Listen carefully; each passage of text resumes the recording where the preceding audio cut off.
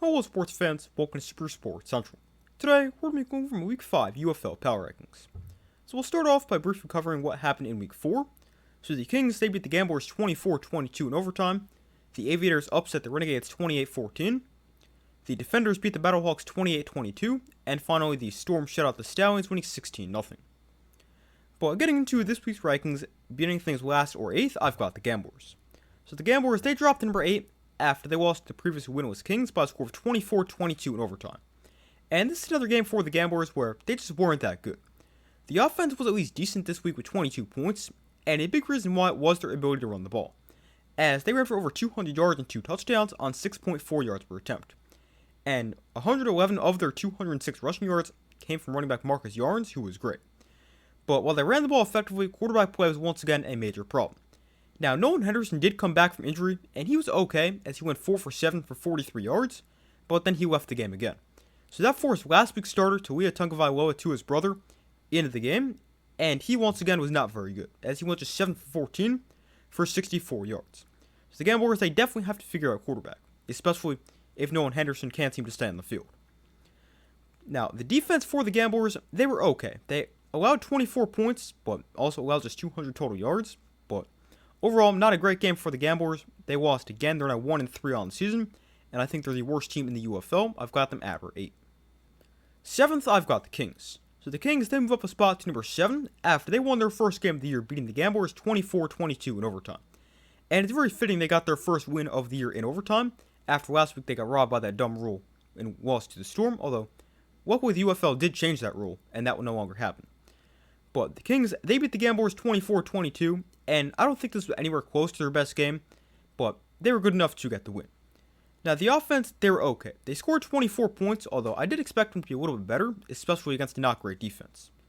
But quarterback Jason Bean was okay, completing 50% of his passes, 17 for 34, for 192 yards and an interception. But he wasn't his best, also wasn't completely terrible, but the run game was still pretty bad for the Kings, as they ran for just 45 yards and a touchdown on 2.1 yards per carry. And the Kings, they're actually making some changes to their offense, as they've traded away Jason Bean, and they're sending him to the Defenders in exchange for their backup quarterback, Mike DeWillow. Now, I really have no idea why they would make that move, because I like Jason Bean, and I think he's pretty solid. Not always the most consistent player, but he's a good player, and I definitely think he's better than any option they would have, whether that's DeWillow or now Chandler Rogers, who's their backup, who's going to be their starter. So I don't love that move, but I was we'll have to see if it ends up being a good move or a bad move for the Kings. But I just wanted to mention that because it was pretty big news. Now, on the defensive side of the ball for the Kings, they were okay. They obviously couldn't stop the run, allowing over 200 yards, but overall this defense wasn't terrible. But the Kings, they're at number 7. I think this move of quarterback is really going to make or break their season. I personally don't like it, but we'll have to see if it ends up being a good move. But after the win and their first win of the season, I've got them at number 7. Number 6, I've got the Aviators. So the Aviators, they also move up a spot after they also got their first win of the season, as they beat the Renegades by a score of 28-14. And this was a good win for the Aviators. And not only was it their first win of the season, but they handed the Renegades their first loss of the season. And this was a great game for the Aviators. The offense looked good with 28 points, and they absolutely dominated on the ground, as they ran for 202 yards and 2 scores, and they also set a UFL record in rush attempts in a game with 47. So this was a really impressive game on the ground for the Aviators, and it just got better and better as this game wore on, as early in the fourth quarter, they had a drive where they went 18 plays, 97 yards, and scored a touchdown, and 17 of those 18 plays were on the ground. And then while the run game was great, the pass game was also solid. Now, they didn't really ask Jalen McClendon to do a whole ton, but he did what they needed him to, going 10 for 15, 126 yards, and also throwing a touchdown. But this is a great game for the Aviators, and I really think this is the type of offense they need to run, and I've been saying that for a couple weeks. Now, they don't need to go run the ball 50 times a game, but I definitely think this should be a run-first offense, and then throw the ball when you need to, because they had success doing that against the Defenders. They had success doing that against the Storm in Week 1. I definitely think this is an offense that should be centered around the run, and I definitely think we kind of saw the start of that this week. So hopefully they continue to do that moving forward. Now, defensively for the Aviators, they were pretty good, as they held a good Renegades offense to just 14 points, although they didn't get off to the best start, as they allowed touchdowns on 2 of the first 3 drives, but after that, they've really settled in, did not allow a single point for the entire rest of the game, and they allowed just 232 total yards. Now, the run defense for the Aviators is still not great, but overall, the defense has played a lot better over the past couple weeks, and it's also against one of the better offenses in the UFL. But the Aviators, they're a team they've improved quite a bit from week 1 to this point in the season. I definitely think they're headed in the right direction, and after their first win of the season, I've got them at number 6. 5th, I've got the Stallions. So the Stallions, they're number 5 after they lost to the Storm by a score of 16-0. And this is another bad loss for the Stallions.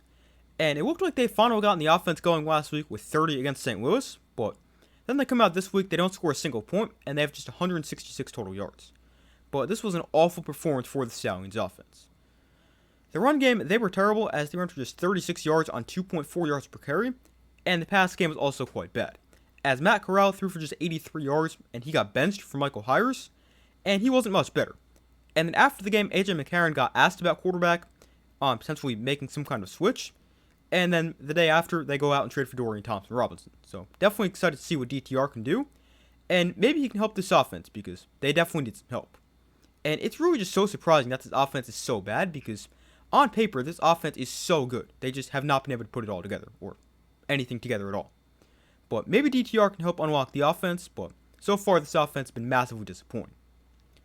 Now, the defense for the Stallions, they did play a pretty good game, as they allowed just 16 points, and I thought they played pretty well, but when your offense does pretty much nothing, there's only so much the defense can do.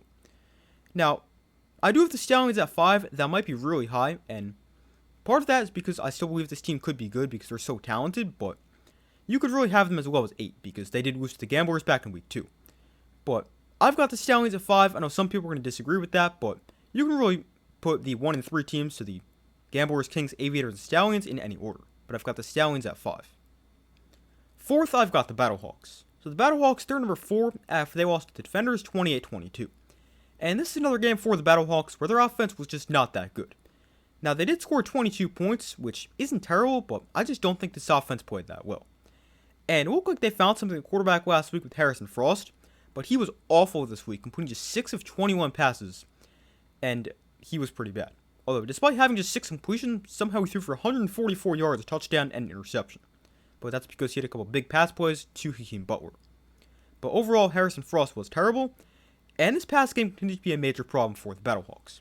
Now, we've seen a couple teams already make a trade at quarterback on Sunday. Maybe the Battlehawks are another team that make a move at quarterback, and maybe they go out and trade for Luis Perez, because this team needs to find a way to throw the football effectively. Because on the ground, they actually ran the ball really effectively. Jarvion Howard was great with 85 yards and just 8 carries, and as a team, they ran for 139 on 7.3 yards per attempt. And the defense for the Battlehawks, they were also pretty good. Now, they did allow 28 points, but I thought they did a pretty good job slowing down the Defenders' run game, and they also allowed just 4.4 yards per play. But the Battlehawks, they did lose to the Defenders 28-22. They're now 2-2 on the season, but I still think this is a team that is pretty good, and if they can figure out quarterback, this is a very dangerous team. But I've got the Battlehawks at number 4. Coming in at number 3, I've got the Renegades. The Renegades, they fall from number 1 to number 3 after they lost their first game of the year, losing to the previous winless Columbus Aviators. And this wasn't a great game for the Renegades. They got off to a good start, as they had 14 points after their first 3 drives, but after that point, they did not score again. And quarterback Austin Reed definitely did not have his best game, as he threw for 144 yards, 2 touchdowns, and an interception, but completed under half his passes. And his struggles definitely hurt the offense, although they did run the ball somewhat effectively with over 8 yards per carry. But the offense, they just didn't score enough, and they just didn't really have the ball that much. And a big reason why is this defense was on the field pretty much nonstop, as the defense was on the field for over 36 minutes, and they just couldn't stop the run, because every time it was just the Aviators running the ball for about 4 yards, and they just couldn't get off the field, and that is really why the Renegades lost this game. The defense couldn't get off the field, the offense couldn't sustain drives, never had the ball, never had the opportunity to score points. But I still think this Renegades team is quite good, but after their first loss of the season, I am dropping them to number 3. Number 2, I've got the DC Defenders. The Defenders, they move up to number 2 after a nice win over the Battlehawks 28-22. And this was another good win for the Defenders. And the offense played pretty well, scoring 28 points. And I really thought their offense answered some questions, because coming into the game, I've really wondered how this team would look against a good run defense. Because in weeks 2 and 3, the offense was great with over 40 points because they ran the ball effectively. Now they faced a good run defense, didn't run the ball super effectively, and the offense was still good. So definitely a good sign for the DC offense. Because the offense, they ran for just 3.6 yards per carry, and quarterback Jordan Tayama was actually their leading rusher, as he ran for 61 yards. And if you take out what he did as a runner, then the defenders ran it just 20 times for 50 yards, which obviously is not great. But while the run game wasn't great, they threw the ball pretty effectively, and Jordan Ta'amu had his best game of the season as a passer, as he threw for 204 yards and 2 touchdowns. And wide receiver Cornell Powell also had a nice game with 7 catches for 85 yards. And then the defense for the defenders also played pretty well, as they allowed 22 points. But the defenders, they're now 3-1 on the year, and they also got revenge on the Battlehawks after losing to them in week 1. And the defenders, I've got them at number 2, although I definitely think you could make the argument to have them at number 1. But I've got the defenders coming in at number 2. And coming in at number 1, I've got the Orlando Storm. The Storm, they move up to number 1 after they beat the Stallions by a score of 16-0, and they're now the only undefeated team in the UFL. But this is another solid game for the Storm, although again, I don't think they played their best game. Now, the offense, they were okay, but definitely not great, as they scored just 16 points, and went just 1 for 4 in the red zone. But the offense, they were still good enough, and quarterback Jack Palmer threw another touchdown, and he's now second in the UFL with 7 touchdown passes. But while the offense, they were nothing too impressive, the defense, they absolutely dominated, and they looked great. As the defense, they allowed just 166 total yards, 3.2 yards per play, and obviously did not allow a point. And it's actually the first shutout in UFL regular season history. And the reason I say regular season history is because the Stallions actually shut out the Brahmas back in the championship game in 2024. But this is a dominant win for the Storm. They're now 4-0 on the season, although despite them being 4-0, I'm still not completely convinced they're an elite team, because all the teams they've beaten are 1-3, as they've beaten the Kings twice, the Stallions, and the Aviators. But despite that, they are still undefeated. That is why I have them over the Defenders, but if you do want to have Defenders 1, Storm 2, I definitely understand that, but I've got the Storm, the only undefeated team in the UFL, at number 1. But those are my Week 5 UFL Power Rankings. Thank you guys for watching. Be sure to like the video, subscribe, turn on notifications. I do my best to post as often as possible, and I will see you in the next video.